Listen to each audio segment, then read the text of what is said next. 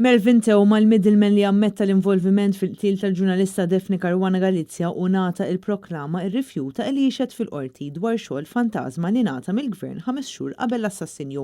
Melvin Teuma l-darbohra reġa' rifess l-għadba tal-qorti bħala xhud fil-każ kontra 5 persuni foshom l-ex Chief of Staff Kastilja Keith Kembri u negozjant Jorgen Fenech li qed jistenna li jgħaddi ġuri għal kompliċità fil-każ tal-qtil tagħha.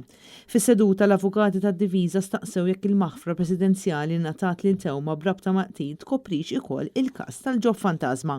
Wara 3 sigħat stennija fil-qorti Teuma tela fuq il-pedana tax-xhieda u qal nażel li ma nixitx. Dan għamlu biex ma jinkriminax lilu nnifsu. Id-diviża ridet li x-xhieda kollha jinżammu separati sakemm il-kwistjoni tiġi deċiża. Il-maġistrat qalet li l-proċeduri għandhom jittieħdu sal-istadju prima faċe fi żmien 30 jum. Għal xi ħin il-maġistrat ordnat li x-xhud jinżamm taħt sorveljanza u wara argumenti legali ulterjuri il-maġistrat aġġornat il-kawża għal digrit li se jingħata fi-11 ta' Ottubru li ġej. Keith Kembri, Jorgen Fenech, Sandro Kraus, Anthony Mario Ellul u Anthony Muscat qegħdin iwieġbu mhux ħatja fuq akkużi ta' serq u miżappropriazzjoni brabta ma' dan il-ġob li ngħata lil Teuma, ġob li lanqas biss applika għalih.